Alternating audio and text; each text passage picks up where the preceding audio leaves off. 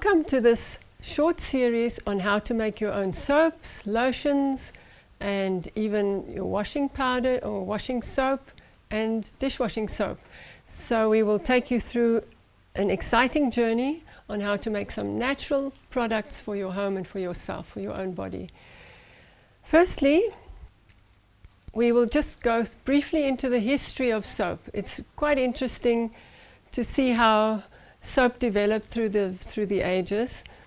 The earliest evidence of soap making was found in ancient Babylon, 2,800 years before Christ. And they found a soap-like substance in cylinders. And on the cylinder was written that they used oils and ashes to make the soap. Although soap must have existed before that, but this is the earliest evidence we have. Originally, this soap was used only to clean wool so that they could do weaving, and not for personal hygiene, not for using on the body. Moses spoke about the laws of hygiene in 1450 BC, and if you think of it, it was probably the first time that the Israelites heard about laws of health and laws of hygiene. The biblical accounts suggest that the Israelites produced some form of soap. If you look at Jeremiah 2 verse 22, it says, "Wash thee with lye or niter," and niter is salpeter, "and take thee much soap."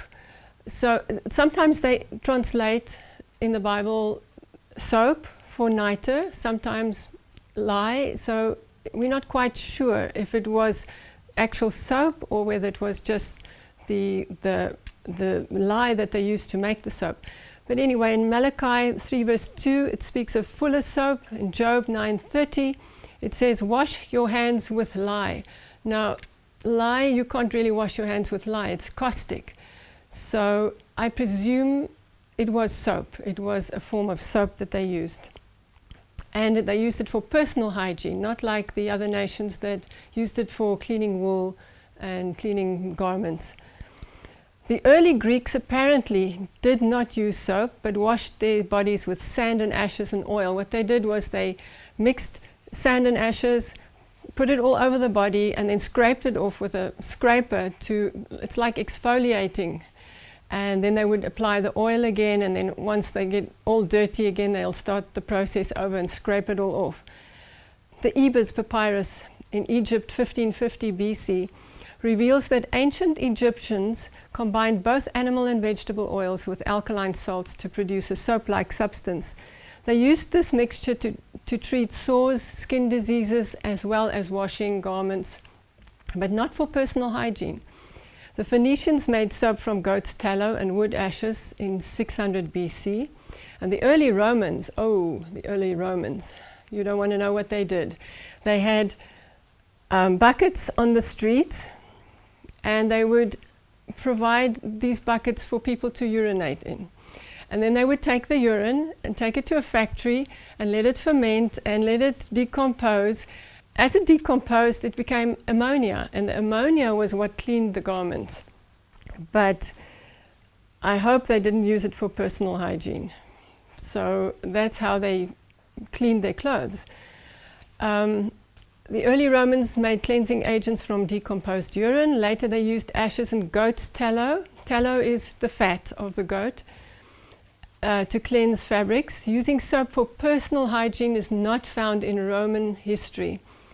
The Celts made their soap from animal fat and plant ashes, and they named their product sapo, from which the word soap is derived, probably originally from the Latin word sebum. Sebum is the excretion of oils on your skin and in your scalp, which means fat or tallow. In the 2nd century, Greek physician Galen recommended soap for medical and cleansing purposes. This was only in the 2nd century that they started using it to eliminate bacteria and to clean their bodies.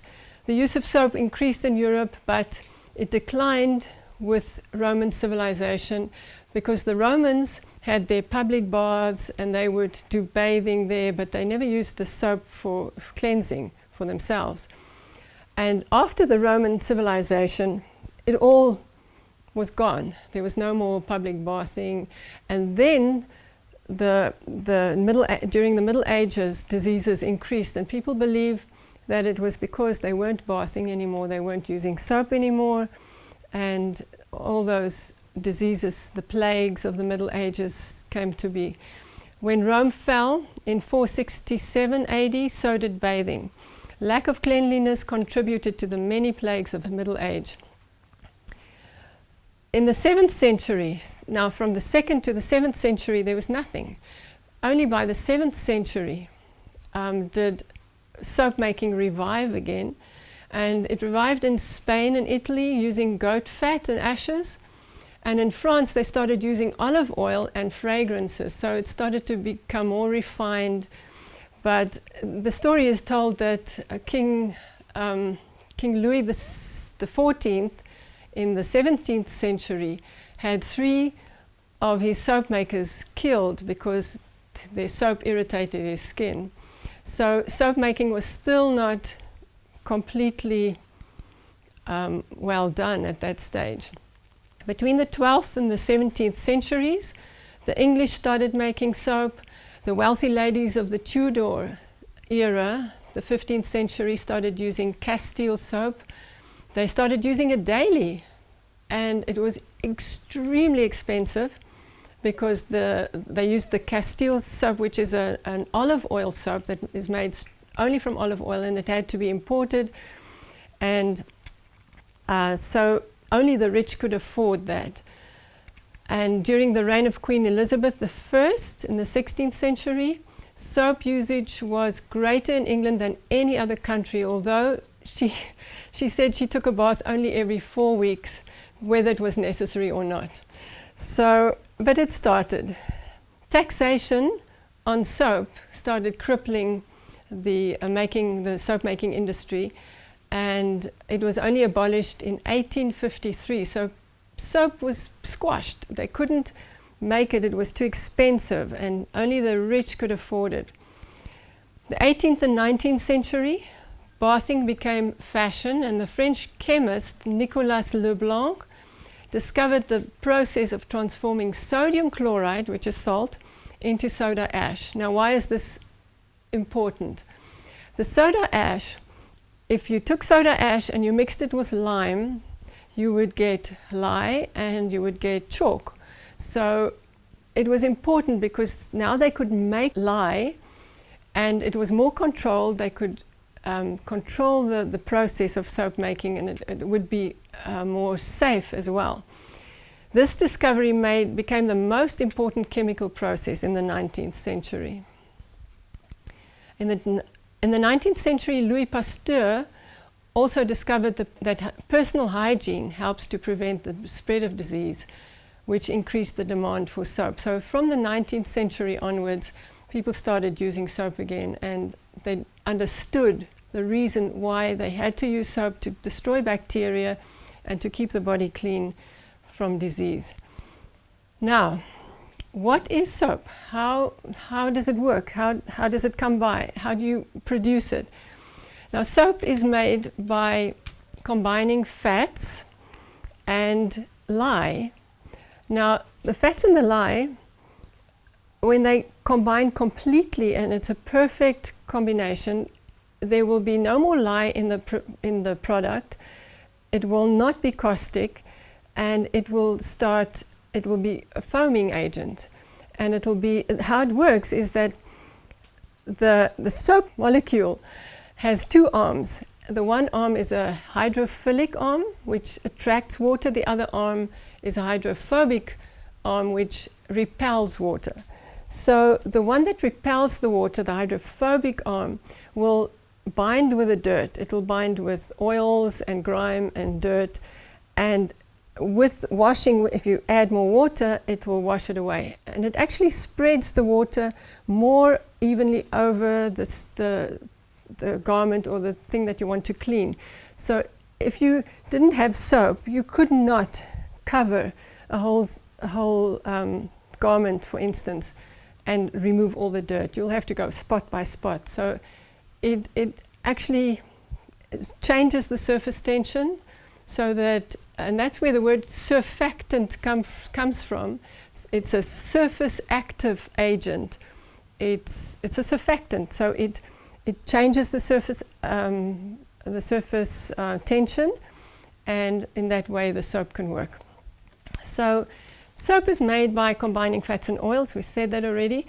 You get two kinds of lye. You get sodium hydroxide, and then you get potassium hydroxide. Sodium hydroxide makes a solid bar of soap, and potassium hydroxide makes fluid soap.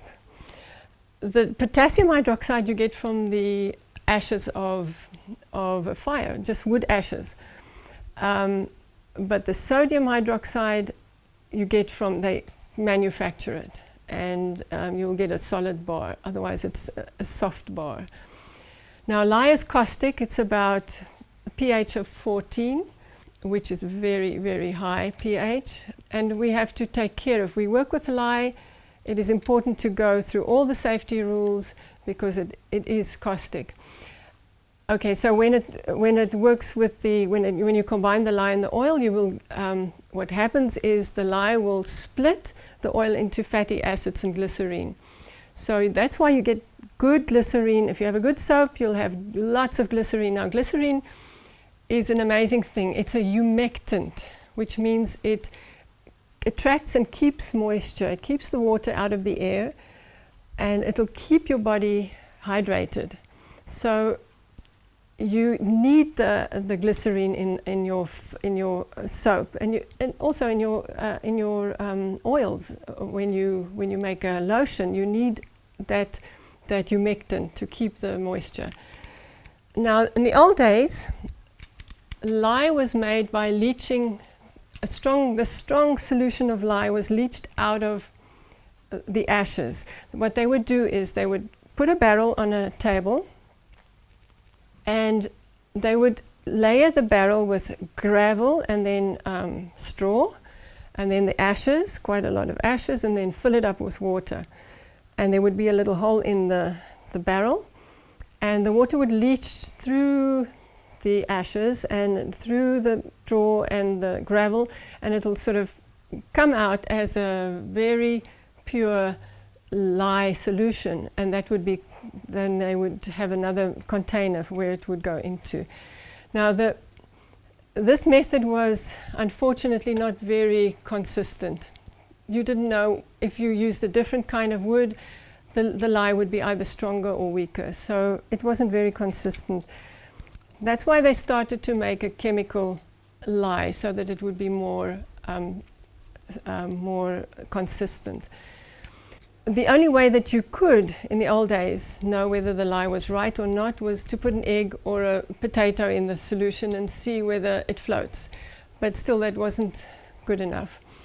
In modern days, lye is made from pure salt and mainly used as a drain cleaner. Nobody uses it anymore for soap making in the factories. Lye is also made from lime and soda ash, as I said before. If you combine the two, you get lye and you get chalk. This way we can measure exactly how much lye we use in soap making. So I've already explained how soap works with the surface tension and everything. Commercial soap. You see, why did they start with commercial soap? Commercial soap you can use everywhere. 100% pure soap reacts sometimes with the water. If you wash your body in a very in hard water, the soap might leave scum because it's reacting with the minerals in the water. So people said, well, you know, I want something that will work everywhere, wherever I go in the world. So commercial soap started because it's more constant. You can use it anywhere with any kind of water. But the problem is, if you have commercial soap, there are so many bad chemicals that they add into the soap to make it soap.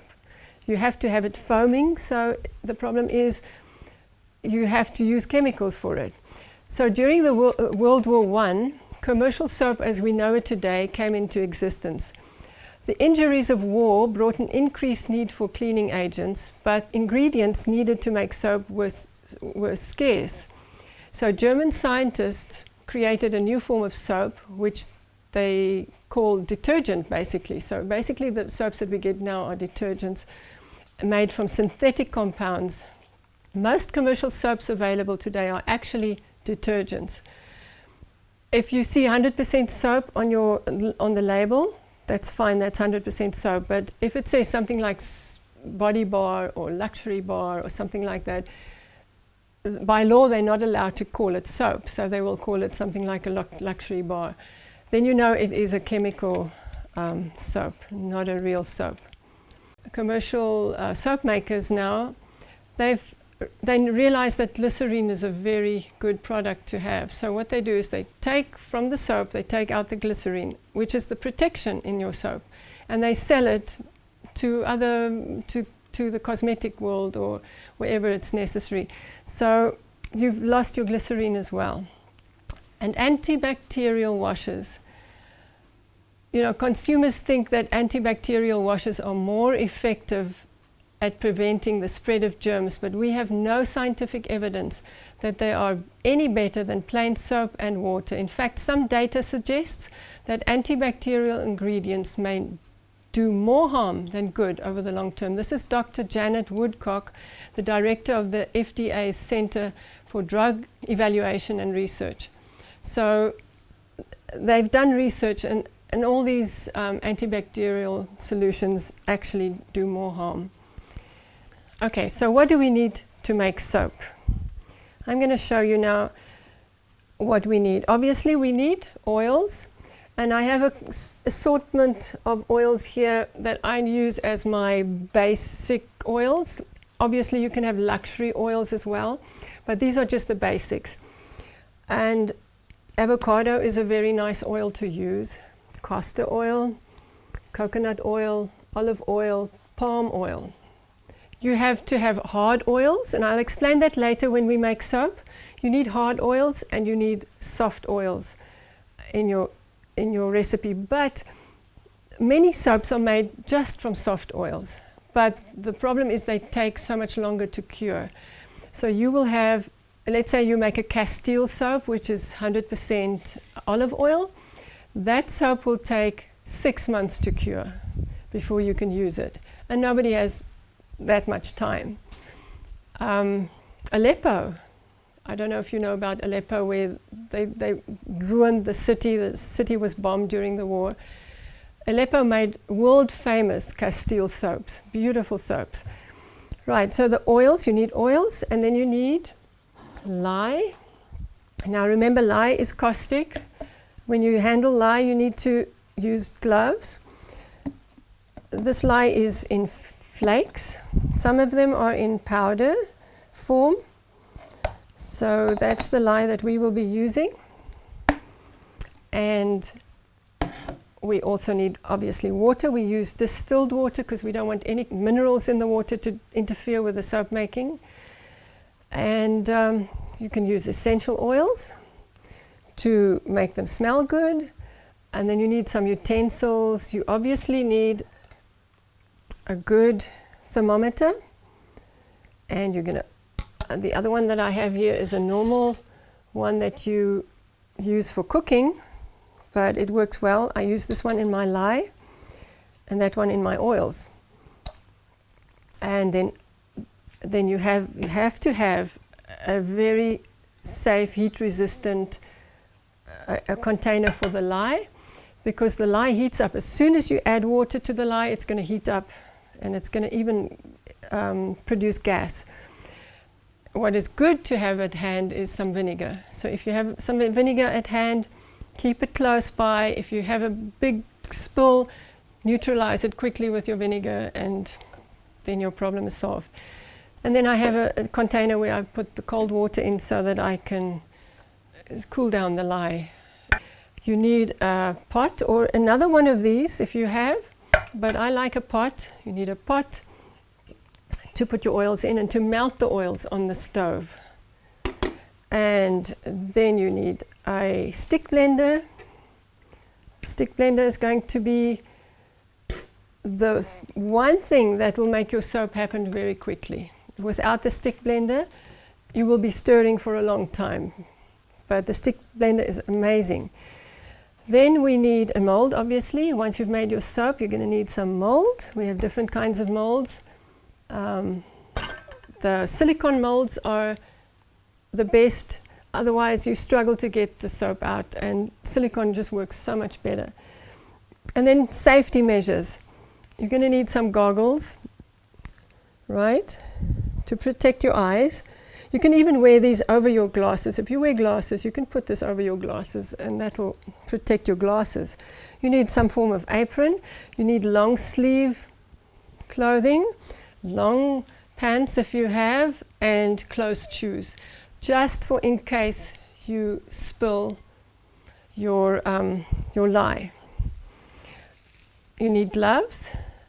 I use the surgical gloves, but it's just because I like to feel the heat through them. But the more safe one would be a stronger one. And of course, the most important thing here is your scale. You need a good digital scale that will go to the finest amount. This one is in ounces and in grams. If you want to go really fine, you use the grams. Ounces, I like to use ounces, but grams are just fine. When we come back, we will be making this soap, ivory soap. It's a beautiful soap, easy to make, not much complication in it, just the plain oil, lye, and maybe an essential oil with it. And yes, so we'll see you again.